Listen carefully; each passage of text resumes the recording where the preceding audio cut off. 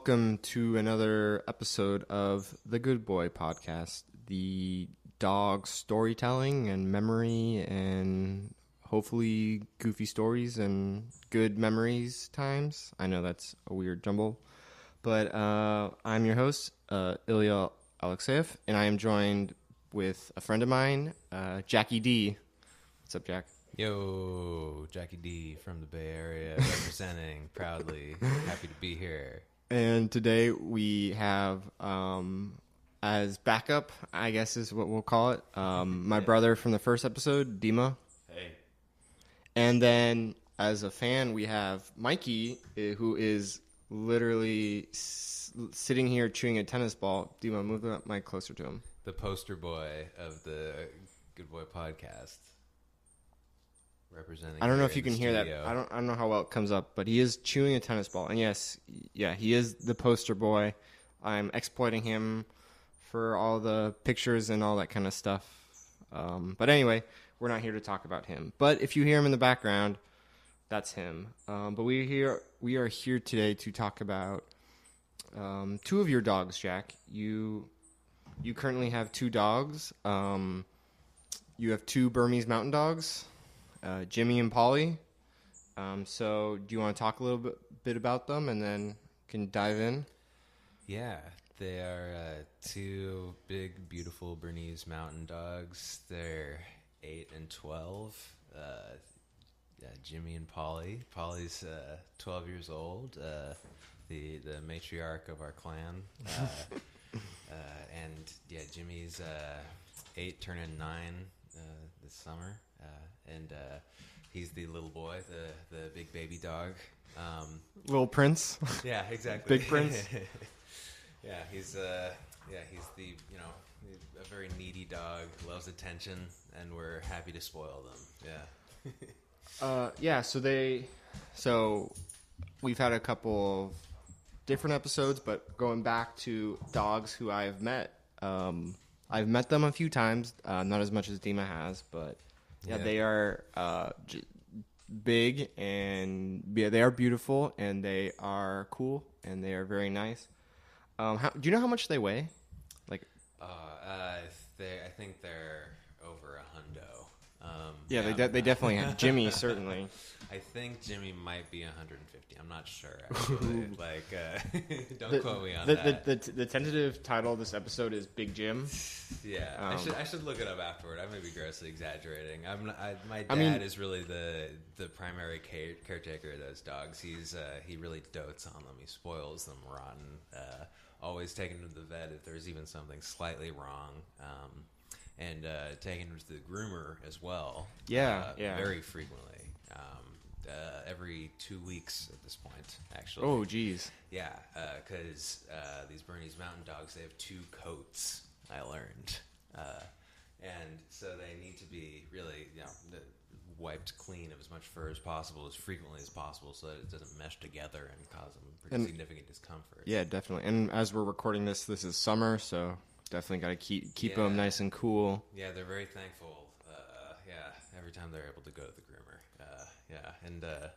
And Polly, 12 years old, she benefits from going 2 times a month because her legs don't work quite as well anymore. So the more frequent and the appointments, the less time they each individually take. So we're trying to preserve them as best we can. And we don't have to go into it like that much, but so 8 and 12, they're 8 and 12, but you had a dog previously, right? Growing up as a kid. So these weren't your first dog experience. No, I've had a lifetime of really positive dog experiences. Yeah, my OG dog Chester was an old crusty yellow lab. Crusty. Yeah. Was he older than you? Was it one of those? Yes. Okay, so that was the last episode. Was the Chewy episode? Who, if you listen to that, it was the same situation. She was like, I don't know. Dima, do you remember 4 years or so older than us? Chewy? She was 4 or 5 years older than us. a year older than Ian, yeah. Yeah, so 4 years older. Okay. So anyway, back to the Big Jim, and do you have a nickname, Big Paul or something like? Sure, she was named after Sweet Polly Purebred, which I think was a character in Rocky and Bullwinkle that my folks liked. I'm not 100%. Yeah. Okay, so yeah. Oh, and Jimmy. Oh man, this is one of my best stories. Jimmy is named after the one and only Jimmy Buffett, and so we got these dogs from a breeder. Okay, yeah. So my folks wanted to get like legit Bernese Mountain Dogs, like purebred. Is there a reason why they just like the look, or they wanted big dogs? They wanted to. Yeah, they like big dogs first of all, but they wanted to find a dog that like really fit their lifestyle. My folks are hella lazy. That's where I get my laziness. Like they're not. They go on some vacations which are nice, but all they do on vacation is And right here we have Mike trying to get some attention. Mike, come on. Yeah, get that microphone on that good boy. You already had your episode. My folks are lazy. They looked up the laziest breed of dog, and so the Bernese Mountain Dogs are hella lazy because they're big and they get tired hella easy. Oh, buddy. I apologize. Mike, so if anyone listened to the first episode, this is Mikey, and there's a tennis ball here, and oh, that's what he wants. Okay. Hey, you can't at least pick up these paws on the. Should I just throw it? Yeah. Can I throw it? Just toss it right to him. Oh, wow. That's some audio of Mikey jumping and catching a ball. God. So he's Mr. Center of Attention. These are relatively close quarters. Demon, you want to let him out? Catch? Yeah. All right. Get out of here. All right. I apologize to anyone listening. So you're my best anecdote is about being named after Jimmy Buffett. So like they got it from a breeder, and the breeder insisted that these dogs' names legally be related to the farm that they were bred on. They wanted basically their branding to be part of the dogs' legal names in case we ever wanted to make them actual show dogs. Because these dogs are like a lot of the ones that get adopted from this place end up, being put in competition and stuff. So yeah, we got to have the branding and pre-Twitter. We need our dog branding. Jeez. So that's what you got to do. So it was Swiss Star Farms, and it was the place that these dogs were adopted. Is that nearby? It's up north. Yeah, Marin? I think it's around Sacramento. Oh, okay, okay. So that's pretty far for anyone listening. That's like a few us, hours away from San Francisco. Yeah. Anyway, and it was the line of these dogs that they had were bear. They had to have bear in the titles. So my dad had to name this dog Jimmy Bear Buffett, right? Jeez. And my dad messed up, spelled Buffett wrong. What do you do? One F or Jimmy Bear Buffet?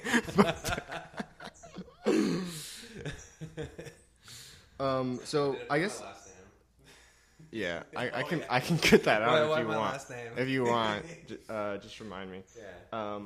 So we'll go start with Polly, because Paul, you got Polly as a puppy then, like a real small puppy, or? Yeah, she was I think 3 months old, run to the litter. Yeah, she was what do they call that thing? The box that these dogs are in when they're being nursed, the whelping box. Yeah, she was the first out of the whelping box, but she was the run to the litter. So she's a feisty little personality. She's the protector of the clan. Since we got her before Jimmy, she feels sort of responsible for Jimmy. It seems like, and they're related as well. Oh, okay. So you got Polly.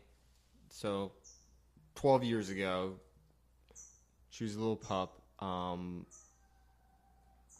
How was having like a puppy that small? I've never had a dog that small. How was that? I mean, you're still a teenager. Yeah, you're a teenager. So I was a freshman in high school. Oh, jeez.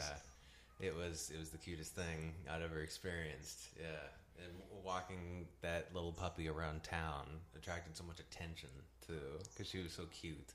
We'd walk her down the main street in our hometown and attract so many eyeballs. Everybody would want to come up and pet it. Yeah. Did she kind of like know she was like at home right away? She had maybe like a month before she was comfortable, I would say. Yeah, because we gave her just enough time to, I mean, fully comfortable. After maybe like the first week or whatever, the initial shock wore off, and she was, pleasant enough to be around. Because that's from most of the dogs that I've known, they've just been adopted from a humane society. So I think it's kind of like going from like, I'm in this kind of, I mean, I assume most dogs don't like the humane society. Obviously, I don't know. And then you go into this home where you can, free reign and do whatever you want. So it did take her a little bit, but it makes sense because it's like, I don't want to say being stripped, but taken from her family. So totally. did the whole family go get her? Like, yeah, we all went to get Polly, and the drive back, it was a pretty long drive back from. I couldn't imagine having a young pup in the back. Yeah. So and she was in a crate in the back seat, and she pretty promptly peed and vomited, and then rolled around in the pee and vomit. Oh. So it was a bit of an unpleasant. Did you guys pull over, or it's like, nope, we got to go? We pretty much just went. I mean, we took a rest stop to try and clean things up a little bit, so it was she would at least be able to not slip around to the back seat in this this moppy crate. Oh, that horrible image. So when you were picking her out, like, did you have like multiple dogs to pick from, or was it like, how did you have to like call the breeder and he's like, we've got one dog for you? Like, we contacted my parents contacted the breeder and were like, hey, we are very fond of Bernese Mountain Dogs, and we'd love to adopt one, but we're not interested in having them for show. So we didn't need the pick of the litter at all, and so we basically took whatever they offered. We were just happy to have a dog of that breed. We didn't mind exactly what was the best one. So we didn't really have many options. I think maybe my folks were able to pick one of two or something. Okay. And your previous dog had died already? Yeah. Like how long before? Like a couple years? Yeah. The last dog that we maybe had a year gap in between dogs. So was it one of those things where it's like, man, we like the families or your parents were like, man, we kind of want a dog again? Like, was it kind of like that kind of feeling? Yeah, totally. I think even as we had the last dog, we were thinking about adding on to the family to at least liven up the life of him before he passed. So it was always sort of on our mind. The process was always at our fingertips there. Yeah, it's good to have a dog around the house. I think my dad's very fond of that. So how was those first few months with Polly? I assume she grew a lot. Yeah, she grew really quickly. Yeah, those dogs grew really fast. No, it was constantly delightful. It came at a time in my life where there was a lot of change and all, because I was going into high school, and it was nice. It was very pleasant to have that sort of distraction around. Yeah, I mean, a Bernese Mountain Dog puppy that cute. It's hard to feel too bad about yourself being around that. So what exactly did you do in terms of like taking care of her? Like, did you like split walking duties? We mostly went on walks together. Oh, okay, that's a good family outing. Totally was, yeah. And there wasn't really that much else to do. I mean, frankly, everybody wanted to spend time with that dog, so it's never been much of a problem looking after her at all. And how was she in terms of like stealing food? We've had some I don't know, opportunists dogs, mischievous pups over the years. So how was she with all that kind of stuff? Polly, it was amazing with food. She was the type of dog where we could leave out her portion of food, at the beginning of the day, and she would just gradually pick at it. Oh, okay. It was, insanely easy. When Jimmy came around, everything sort of changed. Yeah, we'll get into that. Yeah, but, she's always been super, super calm. Yeah, pretty much the ace dog. Not much to do with her. Really, we took her into sort of a dog training thing pretty quickly after a puppy. I forget what you call it, boot camp. Boot camp. And she aced it. She was an ideal student. how good is she with like commands and that kind of stuff? She's good, yeah. In her old age, she's gotten a little bit more stubborn. Yeah, she, her legs, don't necessarily work as well as they used to, and so she's not necessarily as eager to, sit or lie down in order to get a treat. But in terms of any sort of disciplinary action, she's perfect. Yeah. So let's go in and like try to like describe her a little bit more. So like from when I met her, she's super calm. She doesn't really need that much attention. Yeah, she's really content to look out for the family. After Jimmy came into our lives, she really stepped up that sort of protective nature, and so like nowadays she'll not necessarily sit with us while we're watching television. She'll be out near the side of the house, near the garbage cans, looking out over the street, making sure that nobody's even in the household. She's super productive. Was she always like that, or was that more of kind of like once Jimmy came? She was already like that a bit. Yeah, she's always been a bit of a forthright personality, but she's definitely stepped it up when Jimmy came into our lives as well. Okay. Yeah. And any like kind of like super standout memories like pre-Jimmy of her? I mean, obviously you mentioned the one of like walking her down the street and having this little cute pup. Yeah. There was not too much that stands out as anything dramatic. She had a incredibly pink nose when we got her. We called her probably Pink Nose for a hot minute. That was how we could really mark her growing up, was the gradual darkening of her nose. So it was like mostly pink when we got her. It was like a black and white cookie. As she was starting to get a little bigger, when she reached her sort of full size, it finally fully darkened. It's all positive memories with that dog. Yeah. So how was she like with other dogs? Like when you take her out? She's a little bit standoffish, I would say. She sort of takes that protective kind of spirit to heart. She'll snap a little easily. Okay. There's never any any problem necessarily. But she's the type of dog you can walk around fine, but leave her in a dog park and she doesn't really know what to do with herself. She just sort of goes around demanding the dogs to settle down. That's really what it is. She'll find dogs in a dog park, having a little bit of a scuffle. She'll run over to them, angrily bark until they scatter, and then she'll, in a satisfactory sort of way, trot back to us. It's kind of a different relationship with Burmese mountain dogs, right? Like they're one of the biggest breeds, so it's not like they're scared or intimidated of other dogs, right? Yeah. I guess they're historically bred as sled dogs, and so I think maybe plowing through the snow head first, that sort of personality trait is pervasive throughout them. All right, so you want to start talking about when you got Jimmy? Yeah, that seemed like to be a big change, right? Adding a second dog. What kind of, before we talk about Jimmy, what was kind of like the thought behind getting another dog? I think the completely 100% positive experience of this initial dog was like, oh my god, like this is a little perfect bundle of joy here.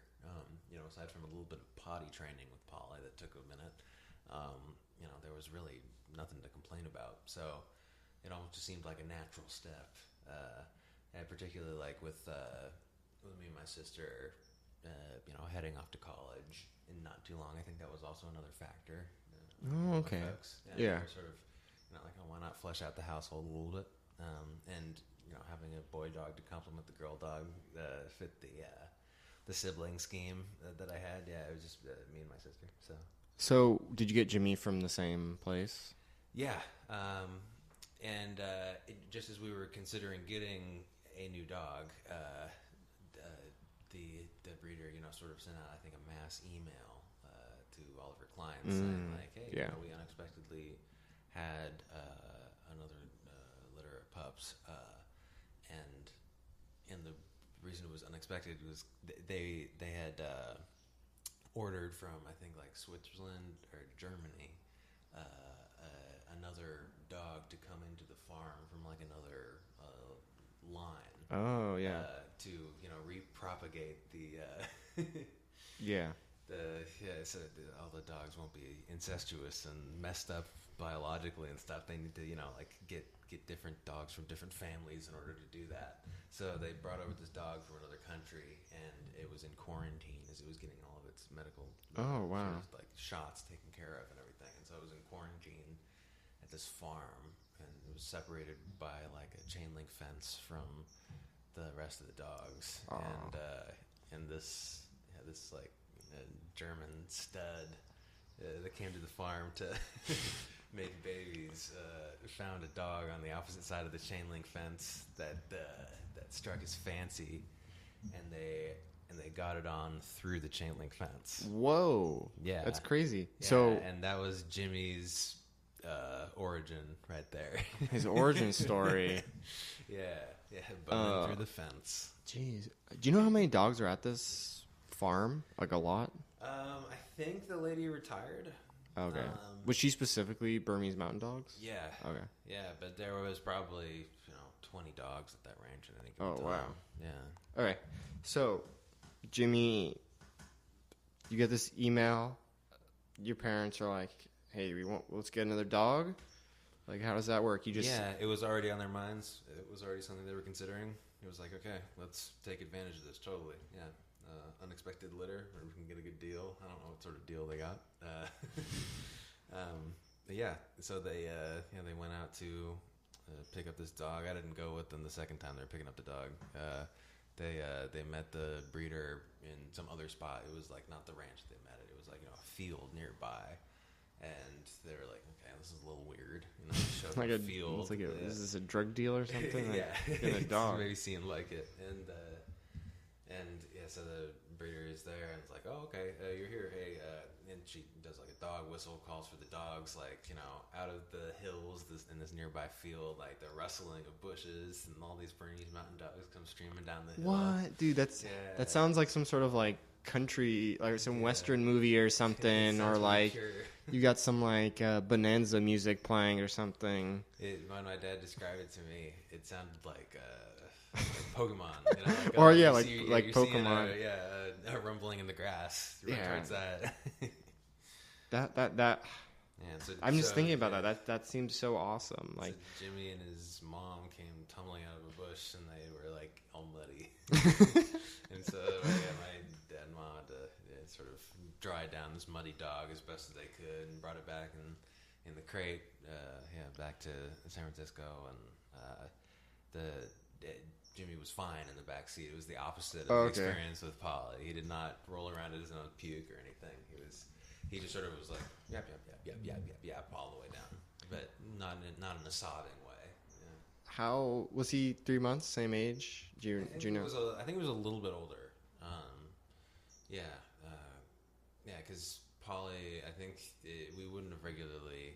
I think I don't know exactly the rule of thumb when it comes to adopting a puppy, like how many months you should let it be with the mom. But definitely. I think it was around 3 or 4 months that we got the Polly was after he, her birth, and I think that was maybe a little early, all things considered. So Jimmy, we got a couple, maybe like 5 months. Was he like neutered when you got him? No. Ooh. Yeah. So did he act differently, like a little more rambunctious? He had he still has a tremendous amount of energy to this day, but as a puppy, he was about as energetic as you would imagine an unneutered male puppy to be. Yeah. So Polly herself is pretty big, but Jimmy, hence the Big Jim, he's a big guy. Like he's not messing around. So what was he big back when you got him? Yeah, he was already bigger, and he promptly grew a lot. Yeah, he looked like a sort of a teenage dog. Maybe a month after we got him. So how did your parents introduce him, did you just walk Jimmy through the front door and it's like, all right, here you go, or did you do something else? I don't remember. I don't know. I think we probably just sort of let them go at each other. I don't know. Maybe my folks held them back or something. But okay, because like for us, it was getting a second male dog with a dog who was already very protective. Was like we had the meet before we even decided we were gonna get Dewey. So, but I guess having two different, a male and a female, probably makes that a little easier. I would imagine. It seemed to gel pretty quickly. Well, and especially as a puppy, right? Because I think puppies, like sometimes, like when I'm walking Mikey, I don't want him to meet other dogs. But then if the puppy is super young, I think like, oh, the puppy doesn't have all these like notions of being like territorial and protective. They're just like, I'm a dog, like look at me, whatever. Yeah. So I wonder if Jimmy was kind of like that. He was still at that age where he was kind of like that. Yeah, there wasn't any big episodes that we had or anything of the sort, and Jimmy would actually eat Polly's food that we would lay out for her. Yeah. So we were hoping to be able to just do the same sort of thing with Jimmy, but he would eat everybody's food very promptly, and even in response to that, Polly had really no issue with Jimmy. Wasn't territorial about the food at all. Yeah. If anything, I think Polly might look down on Jim a little bit, sort of like a pathetic sort of way. Yeah, Polly will hump Jimmy. Really? Still? Yeah. If they get a little rowdy with each other and Jimmy's getting out of line, it's like, she's not gonna bite him, So did they like play, like, Not too much. They're not. They're very lazy dogs. They don't like doing all that. They like laying down with us. Basically, they like getting pet. Hey, nothing wrong with that. Yeah. So, any kind of instant classic Jimmy stories? Did he make a big splash, or was he kind of just kind of eased his way in? He once he got fully comfortable with himself, he emerged as quite the character. Really unabashedly, wanting to be pet, wanting food, just working the puppy dog eyes more than, most dogs that I know. Because dogs know what they're doing when they hit you with those big wet eyes looking up at you all innocently. Yeah, Jimmy's a master at that. He'll nudge your heart at any given minute. He'll be in the middle of, writing, your final paper for class. And, he'll insist that you pet him, and you'll do it. It doesn't matter. He kind of does like the thing where he just kind of like walks up to you and has like his head right next to you. He's kind of just like looking at you, and he's kind of like breathing. His mouth's open. He's kind of like Mikey does the same thing. He's just kind of like staring at you, like you're gonna pet me. Oh, totally. Polly and Jimmy both are. They'll kind of go right for the crotch. That's my go in your crotch and just get right in your face, like your space. They will get you to pay attention to them in whatever way possible, and they found that that's the most effective way of getting somebody to pay attention to them. The most classic Jimmy story. One of my favorites is Thanksgiving. My dad made a bunch of like really good prime ribs. Oh no! And like really fatty stuff. And so all the fat was left on everybody's plates afterward, and so my grandma was putting away the dishes, took all the fat, sort of stacked it up on one plate to throw out later. Sort of made a pile. It was it was decently high. It was maybe the size of a small house plant or whatever. A gigantic plate of fat. Really, it was super slimy and disgusting. The moment anybody's back was turned, Jimmy jumps up on the counter and eats this gigantic plate of fat in maybe 2 bites. And we're all freaking out. It's like, oh my God, what's he going to do? Is he going to have a heart attack digesting all this fat? Is he going to have mad diarrhea? Watch him all night. Perfectly fine. He's got iron guts. He can eat anything. How old was he when this happened? Probably 4, 5. Okay, like so he knew he was savvy enough where he knew what he was doing. He knew what he was doing. He doesn't give a shit. And he knows that we won't bust him. Well, I mean, like I've kind of like as I try to mention every episode, I'm no expert trainer or anything, but like from having Dewey, I kind of learned that like getting mad at them doesn't really do anything. Like maybe you vent like a little bit of frustration, but like Dewey, for example, is just so stupid that he just kind of looks at you and goes and starts breathing on you and looking at you like he doesn't like empty in the he doesn't get like you can't discipline him like but yeah, Jimmy's smarter than that, but he's sort of emotionally manipulative, but you know what's happening to you and you don't mind it. He's charismatic like that. Was it kind of like a sitcom moment where you're like, Jimmy? Pretty or much. Yeah. Well, I mean, I think we were actually pretty worried after he ate that. Oh, it was more of like concern for his health. I mean, there was a little bit of Jimmy, but it was also like, gosh dang it, I hope his heart, doesn't clog up after eating all that. Did he get like any like he was fine. Handouts before that though? Just kind of I'm like. Sure he did. I mean, everybody's soft. Those dogs they're just relentless with you, and particularly if you have a whole family over. Of course, everybody's going to be sneaking that dog crackers all night. How aggressive is he towards food, or was he? If he's not so aggressive anymore. He is not. He never shows anger towards anybody about food. But he will have his snout in the food as soon as possible. Yeah, but he's never violent. He's maybe the most passive dog I've ever met in my life. Like Polly is a protector. Our joke is that like Polly would bark away, home intruder. Jimmy would immediately just lay on his belly and hope the intruder rubs him. The dog's soft as all hell. So what kind of like difficulties over the years have you had of like having two big dogs? Because like for example, like I walking the dog, you see a little chihuahua or something barking, the owner will just pick up the little dog. Well, you can't really do that with like any kind of like stories of like even just like not necessarily while walking them, but just like in general where you have like this huge dog. Yeah, taking them in the car has sometimes been a bit difficult. Like Jimmy's had some issues with his legs over the years. He had like an infection that affected like the muscles in his front legs for a minute, and so it hurt for him to put a lot of pressure on it, and so it made it really difficult for him to jump in and out of the back seat. So we had to buy a dog ramp. And so, okay. And so we have a ramp that we we'll use because these dogs are hefty as heck. We don't want them putting undue pressure on their legs, particularly jumping in and out of things. Their bowel movements are huge too. Yeah, that's pretty inconvenient. The amounts of food that we have to buy, are pretty large. Okay. Yeah. Yeah. I think having a bigger dog. I think maybe the bigger the dog. I don't know.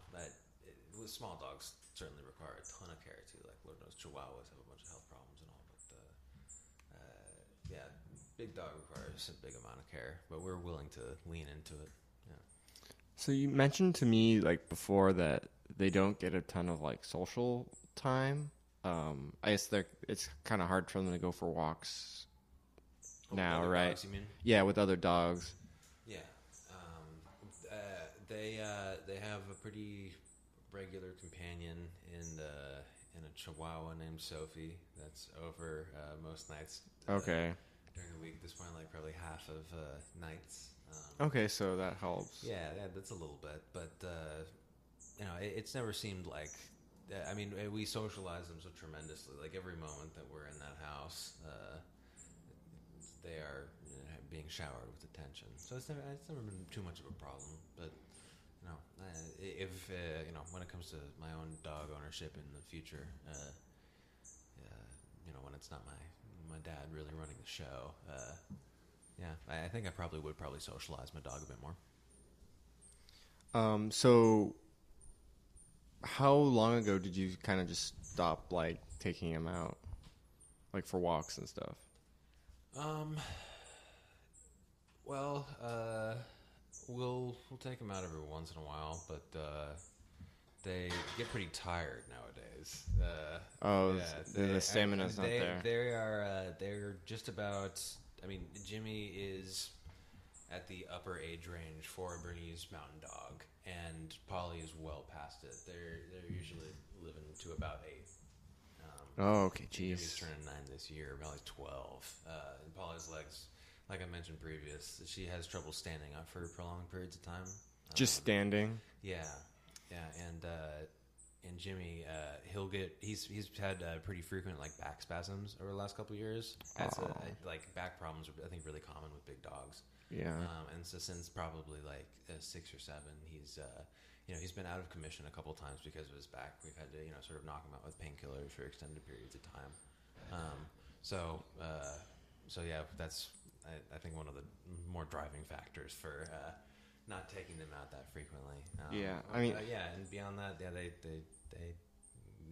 get tired, and we're certainly not urging them to go out on walks or anything. I think we're pretty busy folks ourselves, so yeah, it's not important socially for us. If anyone listening to this is a fan of football, I kind of think of the big dog as like your quarterback, and you're like, you don't want your quarterback getting hit too much. Just kind of like you want to preserve it. It's like, I don't know, it's like your brain or something. Like you want to protect it, make sure it's okay. Maybe be a little bit more conservative to make sure everything's safe. These are the like Ben Roethlisberger of dogs, where I'm thinking like fire that pass off really like quickly. Drew Brees or something, or Peyton Manning or something. Yeah, you don't want. Yeah, Peyton Manning's a perfect example. Yeah, and like when he pins all the way through his neck. Yeah. So, do you think you mentioned that they interact with this other dog, but do you think that affected them at all? Like. Not being social, you mean? Yeah. No. Or do you think having each other was getting attention, like enough attention through the family was sufficient? It seems like it's perfectly sufficient. Yeah, haven't noticed any, change in behavior or anything. Yeah, like Polly was always a little standoffish to begin with, and Jimmy was the type to always when we take him to the dog parks. Like there's a dog park in our hometown near the library. We'd take Jimmy, and he would spend most of his time in the shrubs just sniffing around. I think he was just looking for food the whole time. Yeah, I think that's the only thing that's ever on his mind. He's like it's like Garfield, but we keep him pretty trim. We don't let him get too fat. And so, I mentioned that they're big and they're not really intimidated. Do they bark a lot? Like someone rings the doorbell or something, or? Polly will bark. She's protective in that way. She'll respond to, a knock at the doorknob. Jimmy will only ever bark to get attention because he can be pet or fed. I'm glad he's using his talents wisely. It'll be just like one sort of like, whoa, that sort of thing. Just to sort of like get you to look at him. Won't be too sharp, and then he'll just look at you with those big wet eyes and melt you. So, I'm looking at my notes, and a couple of months ago, I was at your house, and we were filming something, and we were outside in the back, and when you mentioned bowel movements, it totally made me think of that, where we're just doing our own thing, and then, dogs like being part of the pack, so Jimmy's out there, and he starts going, poo. Oh, yeah. And I had the camera, and I switch it to photo mode, and I just get this nice picture of him squatting over and shot taking a dump, like a fisheye lens. Yeah, fisheye. So you get the full body of this dog squatting, and his eyes are closed a little bit, so it seems like he's sort of focusing on the dump. It's a beautiful portrait. And so we got a print of it, right? And you gave it to your dad for Father's Day. I framed it. I gave it to my dad. He was a little less amused than I thought. I think he was like, "Oh, cool. I wonder where I'll put this." Okay, so it's like I think he's like, "Oh, I'll put it in the bathroom." I think. Yeah. Hey, honestly, that's That's really funny if you had it in the bathroom. It's the perfect bathroom shot, I think. Yeah. So, Dima, do you have any? Do you want to chime in about any kind of stories you have about Jimmy? You spent more time with him than I have. The dogs love Dima. Yeah, Jimmy. We'll be watching TV, and Jimmy will just he just wants to jump on your lap and. Oh yeah. That's the other thing. Lap So, dogs. Yeah. so he, when I've gone over, he kind of jumps on the couch sometimes. He'll jump up on your lap. He thinks that he's a cat or something. Polly used to do it all the time too. She does it a little bit less now because of her legs, but Jimmy, he loves attention that much. He'll lay on top of you. He doesn't care if he's crushing you. And that's just like, I mean, I always wonder with that thing, like when you're watching TV and the dog like comes up to you, is it like, do they know you're targeting something and they're like, here's my opportunity, or because he definitely sees that as opportunity. Yeah, I think he tries to choose his timing as best he can, but if you also make eye contact with him for any prolonged period of time, he'll take that as an invitation. He'll get too excited and he'll be like, oh, okay, I can't help it. I have to be on your lap. So I remember one of the recent times I was over and I was on the edge of the couch and he was just kind of sitting up and he was just sitting right next to the armrest and he's just like breathing there, just waiting, waiting for me to strike. He will look at you expectantly and demand something from you. Does he? I can't remember. Does he offer his paw to shake? He doesn't do that as much as he does. He wants to like hit you and nudge you that he's there. Oh, so with his nose? Oh, he will do it with his paw. He will lift his paw and put it on you and then take it off. Like once he recognizes that he's gotten your attention. Yeah. Yeah, I mean that is, like if you're trying to do something important, I can get it be a little annoying, but I don't know. It's hard to get mad at that, He's just so cute. Nobody ever disciplines him. Nobody ever tells him that that's not the right thing to do, and so he does it, and nobody minds. So it all works out. He's not a very disciplined dog. I mean, I think sometimes you have to be kind of villainous to be like, "Hey, you, stop being cute." It's like he just wants like some love. So like. Yeah, it's hard to blame him for nudging you or any of that kind of stuff. Yeah, we're happy the way he is. Yeah. So, I guess kind of like in general, like how are they doing now? Like running as usual, same old with them. Yeah, pretty much. Yeah, the older they get, the more frequent their health problems become.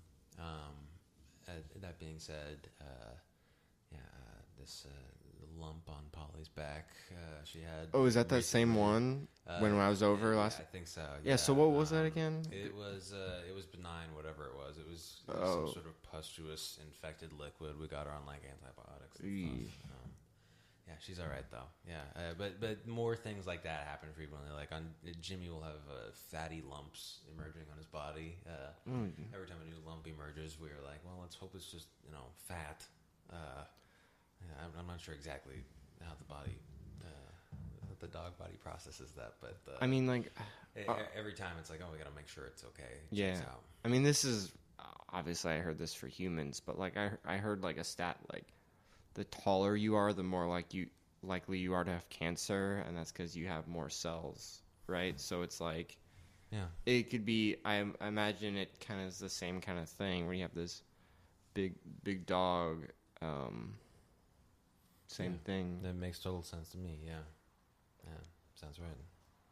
Anything else you want to say about Jimmy Dima? He's just a great dog. I mean, yeah, his eye. You just need to look into his eyes. Real sweetheart. Yeah, like he really mastered that puppy dog sort of look. Yeah, right? he definitely. Yeah, he's a gigantic dog, but when you look at him, he looks like a little boy. Big boy Jim, seems like a little boy sweetheart. Yeah. So he definitely seeks more attention than Polly, right? Oh yeah. Polly doesn't even really need that much attention anymore. Yeah, she's happy to hold down the fort. It seems like she'll go in and pick her times to get lavish with attention. And I totally forgot to ask you about this earlier, but like I remember Demo was like telling me like they get fed separately, and that goes back to kind of like Polly just taking her time eating, and then she's done for now, and then here comes Jim to sweep everything else up. Totally, yeah. We've had to feed him separately. Since basically Jimmy came along. Yeah, we'll let Jimmy have his meal. He'll wolf it down in, like maybe 2 minutes max. And then Polly's meal, we'll have to feed her separately. Otherwise, Jimmy will be inquisitive enough and Polly will notice that. And she's, so not possessive towards that dog. She'll just be like, all right, you can have it. I don't care. We have to sort of insist Polly eat. And so we have to sit with her for, sometimes 15-minute increments while she slowly pecks away at her food. But we're happy to do it. Yeah. So you kind of mentioned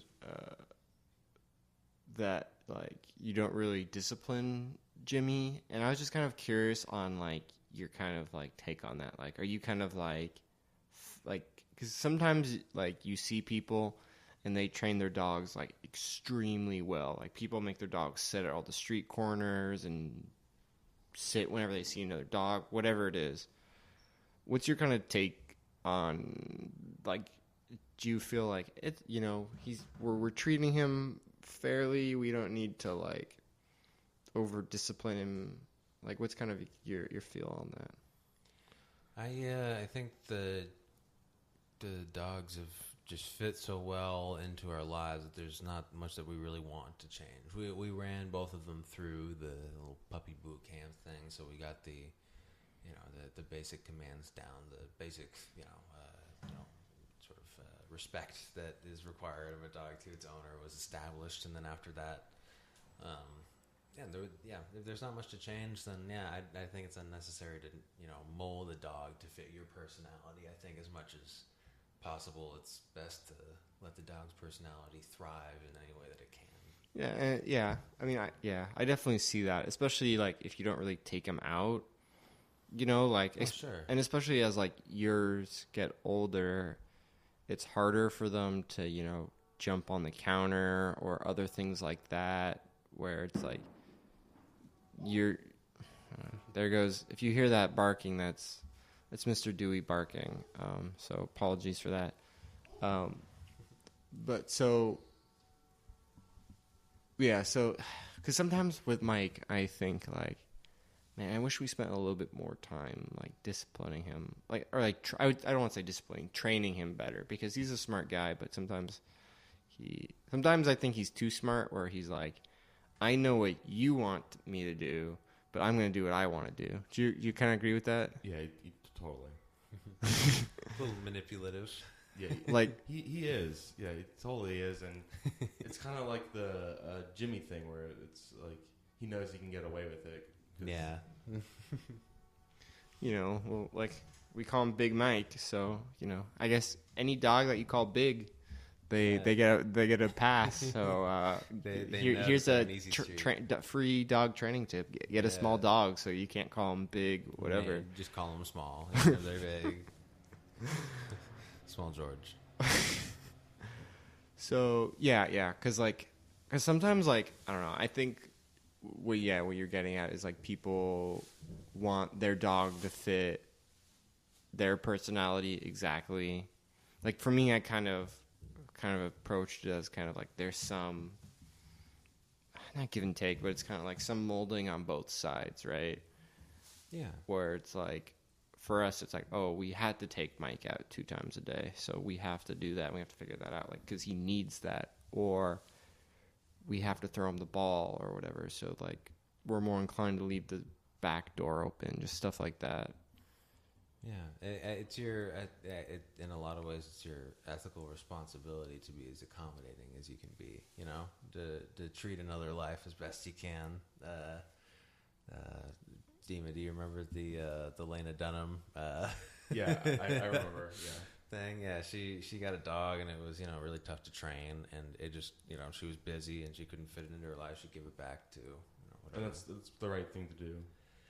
I mean, yeah, I suppose so, but she shouldn't have gotten the dog in the first place. She should have been willing to take on that responsibility. No, I agree. Yeah, that's always the tough thing, right? Is like, okay, in general, most people like dogs, right? So it's easy to want one, right? But like, and I think most people probably know, in general, like, I can take care of this dog. Now, obviously, people have different circumstances pop up. But I think in general, most people like, yeah, I can take care of this dog. But if you have some sort of crazy travel job or something, maybe you shouldn't get this lab puppy or something like that, or greyhound or something that needs that constant energy burned. But it seems like you had a good fit. Your house was a good fit for Jimmy and Polly. Yeah. My folks, were they led lives of their own, definitely, and they did really due diligence in finding a dog that would be a good fit for their lifestyle, so they wouldn't have to either over discipline it or be saddled with an unnecessary responsibility. They're super responsible. So yeah, I think that's really important when picking a dog, because like, people, like, you can easily like, I want this like cute puppy or whatever, but you got to know like what fits your lifestyle and even like your personality. Like, you don't have to necessarily mold the dog too much to your personality if you find one that fits right. And there's so many dogs that need homes that it's not like you have to pick the first dog that you see. I mean, like, yeah, that's true. Yeah, I mean, I guess with puppies, in your case, I mean, yeah, it was like what you wanted, though. Like it not everybody has the luxury. It ticked all the boxes. What my folks did, where they actually get a dog from a breeder, though. Like, yeah, true. I'm not sure. Like, I don't know if I can defend that necessarily ethically all that well. Like, I do think the right thing to do is get a dog from a. Apologies again. We got all sorts of barking in today's episode, so I guess all dogs are life. I don't know exactly where I land on that, but I mean, everybody adopt a dog. I mean, for us, it's always been like we didn't have any like special need. Like, we're just a family, so it's like any dog that can fit in a family.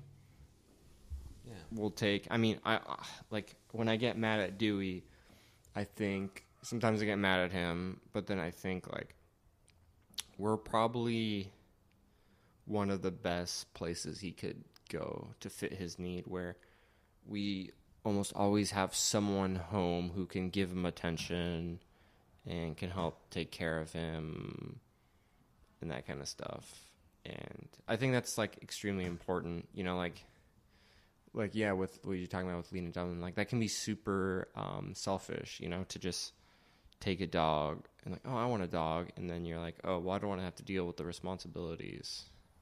Yeah. There was an interesting argument on the Howard Stern show once about the Howard Stern's engineer got this beautiful golden retriever pup who pretty quickly required like a very expensive surgery.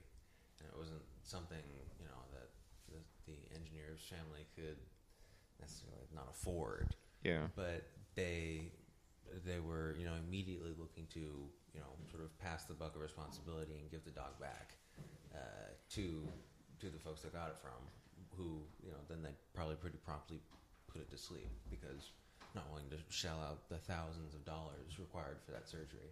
And Howard was really upset. He was like, oh, no, it's your responsibility. If you have that dog to, pay for its livelihood, you've taken on the responsibility.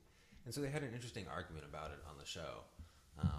I can see both sides to it. I think that, I think I maybe err on the side of Howard where, you've taken on this responsibility. You should do everything within your power to tend to it. But, it's tough. Not everybody's luxurious or has the luxury to, pay for dog surgery. So yeah. I mean, like, we mentioned on the Mikey episode, like, did we mention about the thyroid medicine? We must have.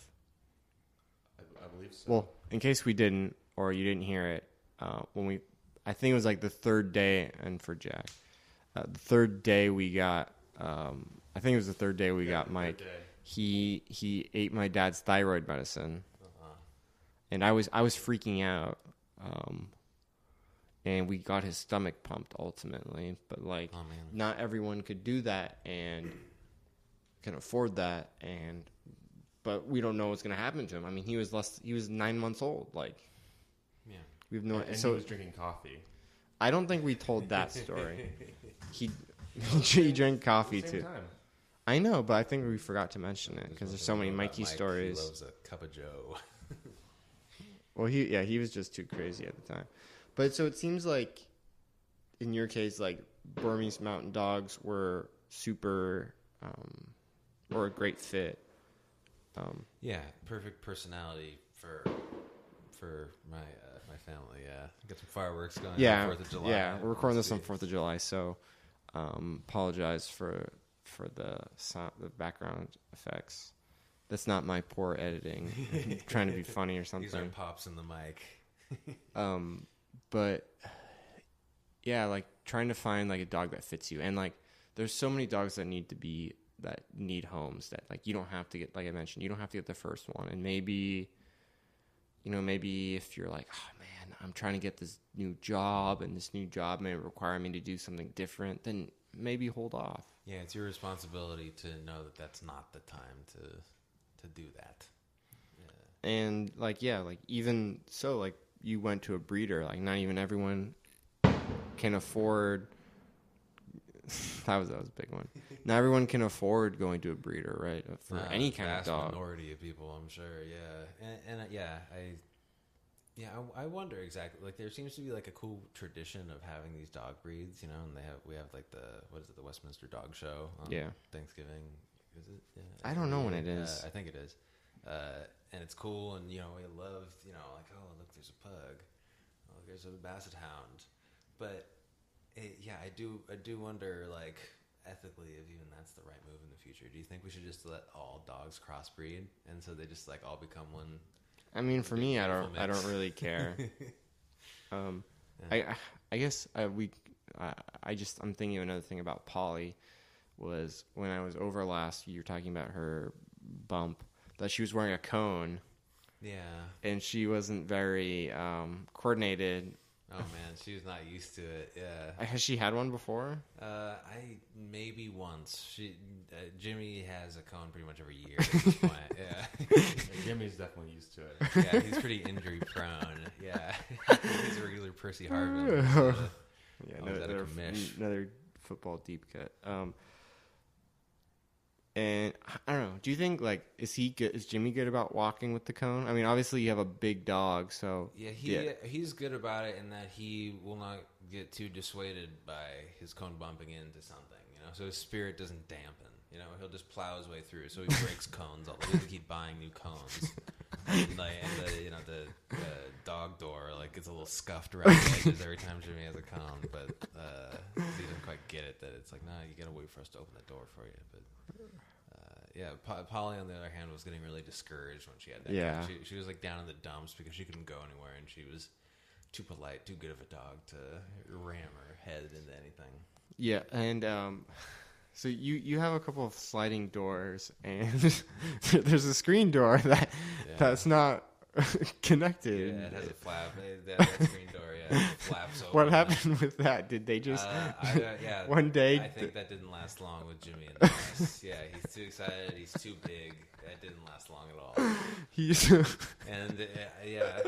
Haven't replaced it. I mean, bugs don't really get in. It flaps closed enough, you know, and we're leaving the screen door. So at your house, you have kind of like a little gate that sections them off from most of the house. Like front door, yeah. But how the house is shaped, there's two sliding doors. And so I remember we were going in and out, and then we just see them just push their head and go under the screen door. Yeah. Oh, wow. like it's like a swinging door, like a saloon or something. Like, it's like, oh, this is the way it's supposed to be. It's not even a novelty to me anymore. It's just what I'm used to. Yeah, that's such. Forgot that not everybody has a flap in their screen door. Yeah, like it's surprising is how unaware Dewey is. He can see the screen door. I don't know how, but he can. So that I give him credit for that. But it's just so funny, like saying like whoop, flip this door open. But it's like you're gonna replace the screen and have him like buzz through it again. Yeah. We don't mind. So is there any other stories that you want to share? Maybe some that came to mind. Let me check. Demo, Jimmy or Polly? You can't. I know that's an unfair question. The names of Jimmy and Polly's parents. Oh, okay. Well, yeah. Okay. Well, they have two different sets of parents, but they're related. Like I think Polly is Jimmy's like great aunt. Or Great something aunt, like yeah, that. something like that. That sounds about right. Polly's mother was named Sparkle. And, Glamorous name. Yeah. Father unknown, lost to history. Ooh. That young gentleman, but let's see. I have Jimmy's. here we go. Jimmy's father was the named German JB. I'm sure it's some sort of abbreviated German for Jimmy Buffett, right? Hey, yeah. Jimmy's really Jimmy Buffett Jr. It's faded, dude. Jimmy Buffet. Jimmy Buffett. And then his mother's name was Flame. Flame. Okay, Yeah. so it's a pretty JB and Flame, pretty rock and roll couple. this sounds like some mid 2000s like screen names, like yeah, like the high school comedy, the Goth Kids or something. JB and Flame. Yeah, man, I love those dogs. They're good eggs. It was fun tracing their lineage. yeah. That's a cool thing about having Big bred dogs is you can kind of do that.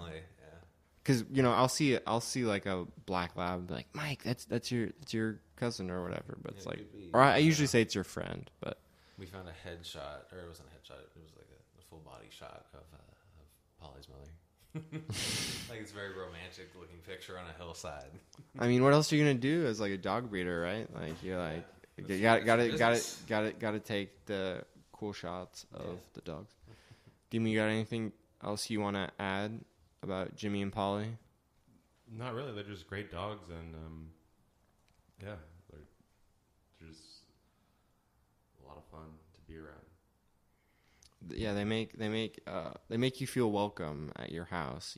Like I think I mentioned most people like dogs, but there are people who are a little intimidated by dogs. But meeting those two, it's like nope, they're just big ball of attention or big ball of love that like wants some attention. Totally. Their only experiences with humans have been positive, and it shows when you walk in that house. No matter who you are, they're gonna expect you to love them pretty much, unless you look intimidating and it's a weird hour of the night, at which point Polly will bark you down. So Jimmy lives up to the buffet. Oh, indeed. Yeah, that was a fateful occurrence right there. Yeah. Cool. So I think that should about wrap that up.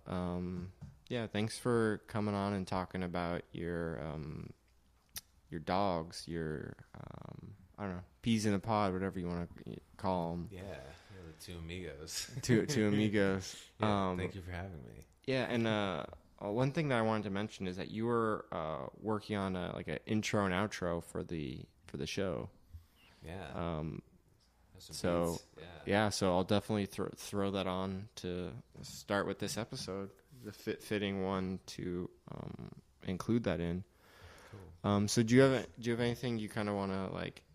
I know this is like a weird show to kind of like promote something. You're like, I love my dog. Listen to my podcast or whatever. But like, is there anything, or so how I kind of been phrasing it is like any message you want to give, like peace and love your dog, walk your dog, whatever.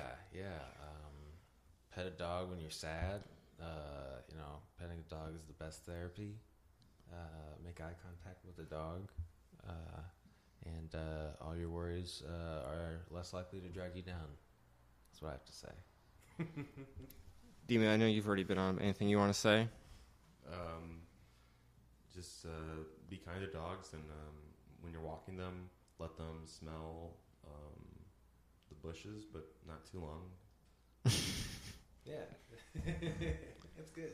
Okay, real quick. Do you think a dog has ever found like something like really good in a bush? Like someone threw like a whole sandwich or something. Like there's got to be something like that. Like a a foot long sandwich or something.